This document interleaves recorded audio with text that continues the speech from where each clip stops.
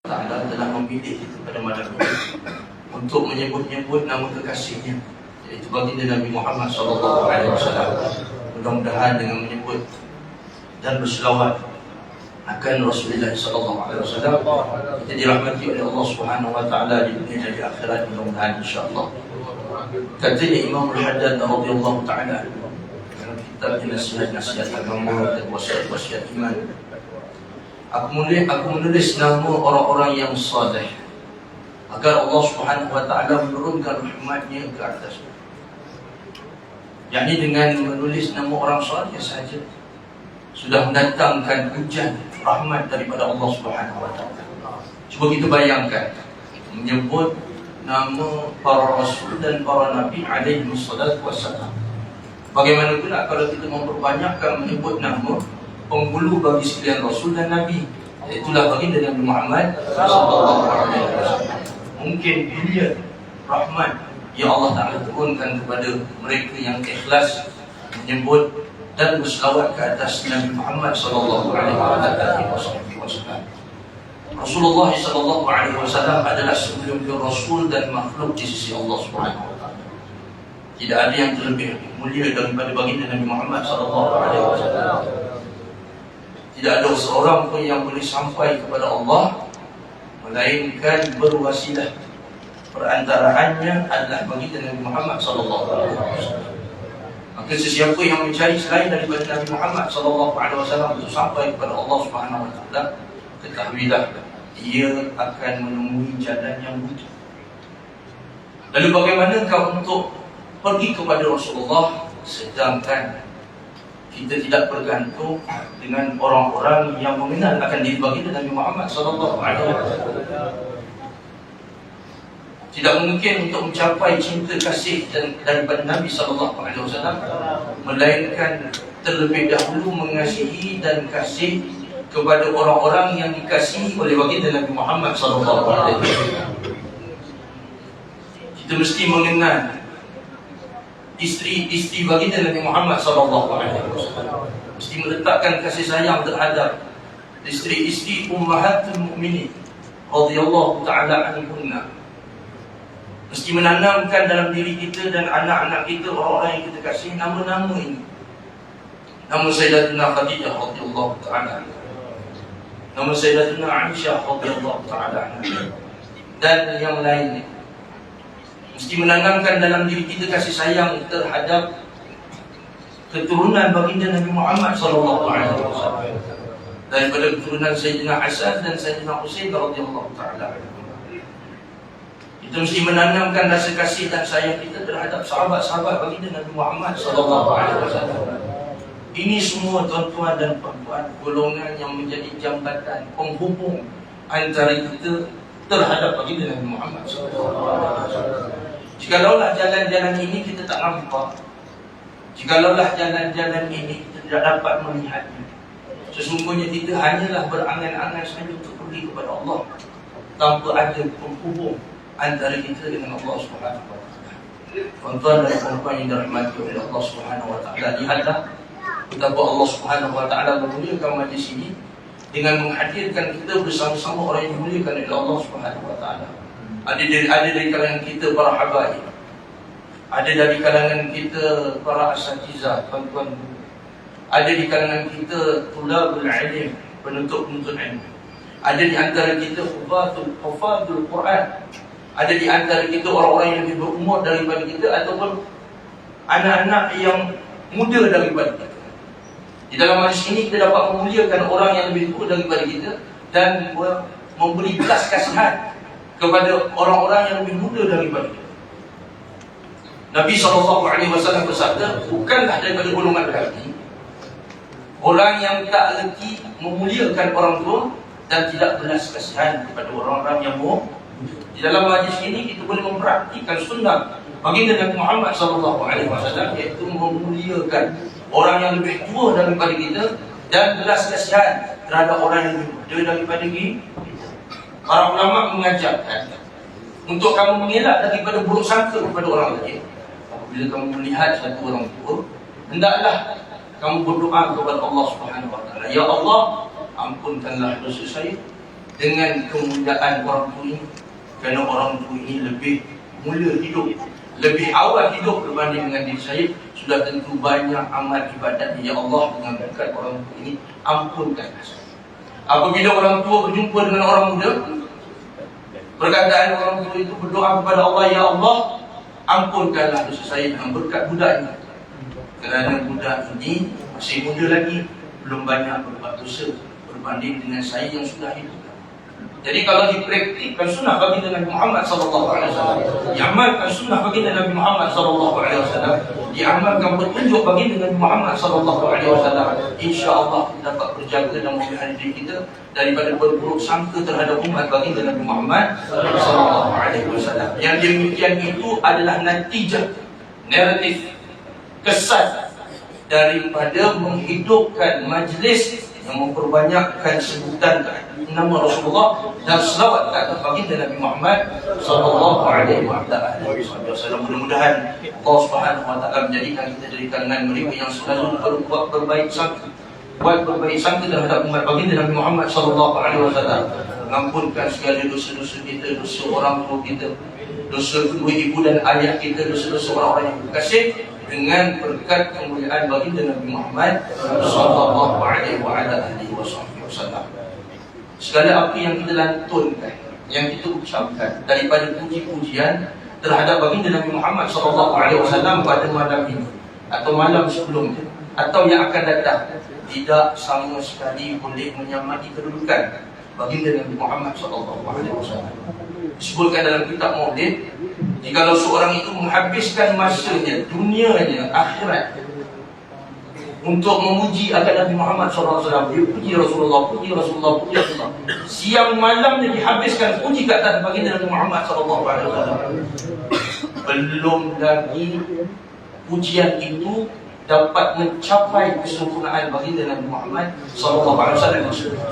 Sebab itu satu orang apabila dia membacakan riwayat-riwayat hadis, riwayat-riwayat hadis sama ada berkaitan dengan Syama'ilul Muhammadiyah sallallahu alaihi wasallam atau yang lain, perihal baginda Nabi Muhammad sallallahu alaihi wasallam daripada keelokannya, kesempurnaannya, sesiapa pun yang membacakan mana-mana kutubul hadis, kitab-kitab hadis yang menceritakan keelokan, kecantikan, keindahan baginda Nabi Muhammad sallallahu alaihi wasallam, kalau 1000 kitab dikhatamkan dan di dalamnya syarat dengan keelokan Nabi Muhammad sallallahu alaihi wasallam, berkali-kali khatam dengan guru yang ramai, ketahuilah apa yang diketahuinya daripada apa yang dibacanya, apa yang dipelajarinya hanyalah setitis daripada lautan kesempurnaan baginda Nabi Muhammad sallallahu alaihi wasallam. Sebab itulah setiap orang yang hadir ke majlis seumpama hendaklah ia hadir dalam keadaan mengakui akor yang dirinya tidak layak untuk berselawat kepada Nabi Muhammad sallallahu alaihi wasallam. Kerana ini majlis sangat indah, sangat hebat, sesuai dengan orang-orang yang hebat. Adapun kita tak hebat, tetapi Allah memurniakan. Itu dipanggil kurniaan. Yang dikatakan kurnia itu orang tak layak tapi diberi. Itu namanya kurniaan. Ketahuilah muka-muka dan wajah-wajah kita dari kalangan orang yang tidak layak, tetapi Allah Subhanahu wa taala memilih itu untuk masuk di dalam majlis ini. Dikecualikan itu dijatuhkan baginda Nabi Muhammad sallallahu alaihi wasallam.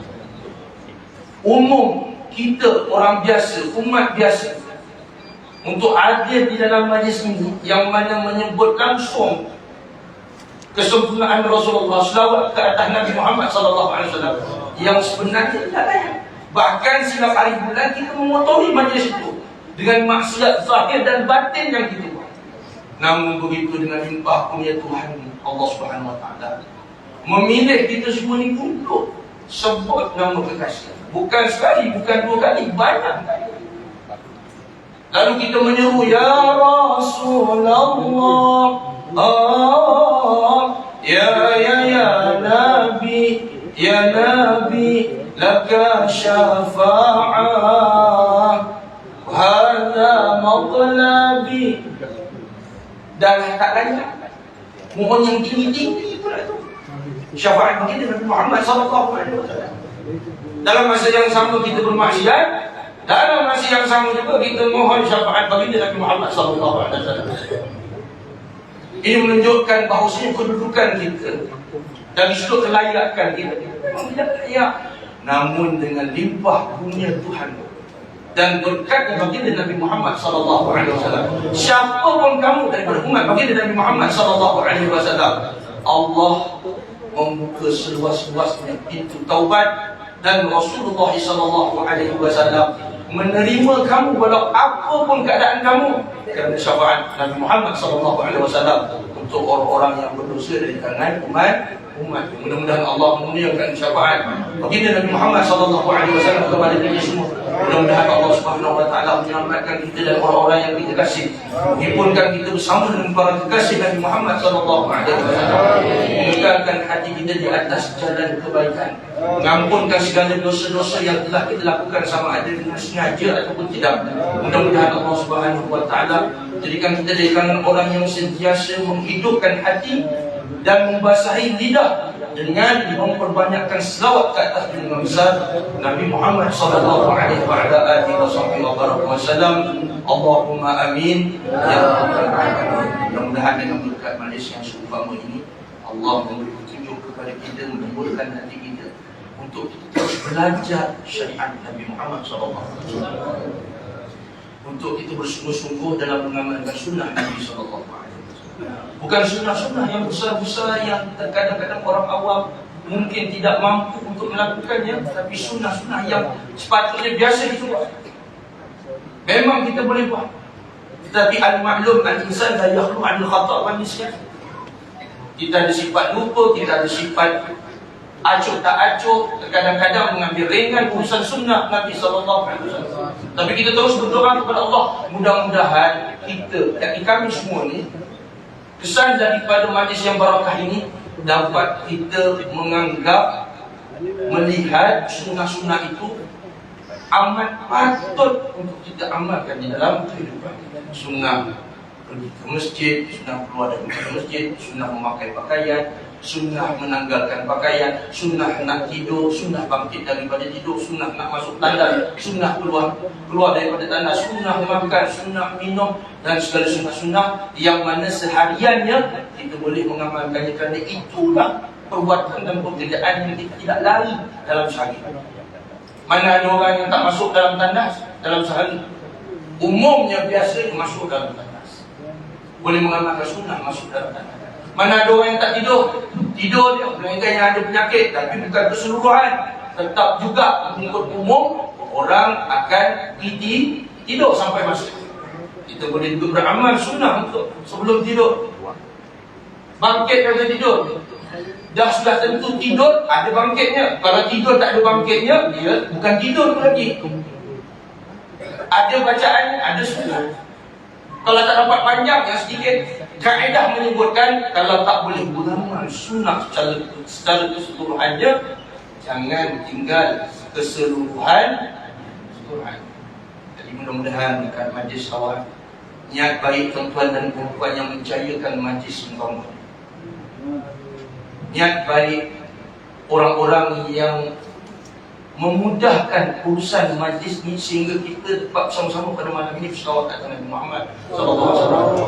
Allah menjadikan kita dari kalangan orang yang menjunjung sunnah-sunnah baginda Nabi Muhammad SAW, sama ada pada zahir ataupun batin. Selawatlah tuan-tuan kita semua kepada Rasulullah SAW. Seandainya saat diberi tekanan kepada Nabi Muhammad SAW, Rasulullah menghentikan dakwahnya, nescaya kita semua ni tak dapat senang. Di saat Nabi diberi tekanan, sedang Abu Talib memberitahukan kepada anak saudaranya, iaitu baginda Nabi Muhammad SAW, seolah-olah Abu Talib dah tak kuasa, dah tak terdaya pada peringkat untuk mempertahankan Nabi Muhammad SAW. Baik bapa saudara dia mempertahankan anak saudara, namun ada sampai peringkat tertentu. Namun begitu Nabi Muhammad SAW tetap dengan usaha dakwah, sehingga Nabi sanggup wafat atas jalan tersebut. Kerana apa yang dipertahankan oleh Nabi Muhammad SAW itulah kita sampai sekarang ini dapat di sini. Adakah kita tidak mensyukurinya? Adakah kita tidak, atau kita lupa mensyukuri pengorbanan yang dibuat oleh baginda Nabi Muhammad sallallahu alaihi wasallam? Adakah itu bukan suatu rahmat? Lahirnya Rasulullah itu, adakah itu bukan satu rahmat? Jawapannya adalah rahmat. Bukan kecil punya rahmat, besar punya rahmat. Dengan sebab baginda Nabi Muhammad sallallahu alaihi wasallam, maka kita menikmati nikmat yang besar Islam, iman, mengenal apa itu ihsan. Maka adanya maulid, adanya sambutan seumpama ini, supaya orang awam yang istimewa yang duduk di zaman ini cakna ingat kepada baginda Nabi Muhammad SAW dan apa yang dikorbankan untuk umatnya. Kita semua sebab itu kena perbanyakkan selawat. Kerana orang yang perbanyakkan selawat, seolah-olah mereka ini berterima kasih dengan apa yang telah dibuat oleh baginda Nabi Muhammad SAW. Bukanlah dengan makna terima kasih itu, bila kita dah terima kasih, dah terbalas segala apa yang dibuat oleh baginda Nabi Muhammad SAW terhadap kita, pengorbanan yang dibuat oleh kita.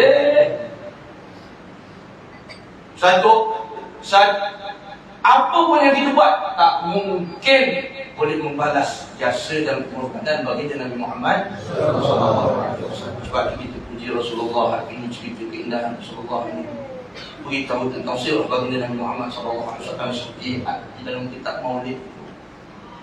Bukannya nak memberitahu atau nak mengumumkan apa yang kita baca, itulah Rasulullah. Sebenarnya lebih daripada itu. Sebab itu satu orang yang rindu kepada baginda Nabi Muhammad SAW, dia pergi ke Madinah, ziarah Nabi SAW. Bukan yang didapatkan terubat rindu, bahkan bertambah-tambah lagi kerinduan.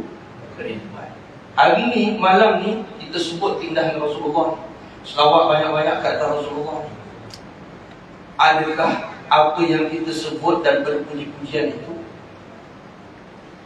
sudah memadai untuk dibandingkan dengan apa yang ada di Nabi SAW?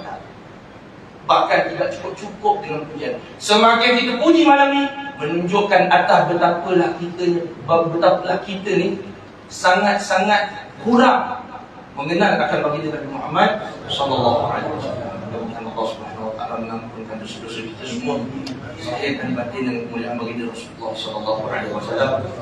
Mudah-mudahan Allah Subhanahu Wa Taala memudahkan segala urusan-urusan kita, urusan dunia kita. Mudah-mudahan Allah menyelamatkan kita daripada azab kubur. Mudah-mudahan Allah memudahkan urusan kita di akhirat kelak, insya-Allah, dengan kemuliaan baginda Nabi Muhammad sallallahu alaihi wasallam. Aku qouli hadza astaghfirullah al-azim li wa lakum wa lisa'il muslimin wal muslimat. Astaghfiru fa ya fawzal mustaghfirin wa ya najat at-taibin. Sallallahu tabaraka wa ta'ala ala khairi khalqih sayyidina Muhammad wa ala alihi wa sahbihi wasallam. Alhamdulillahi rabbil alamin.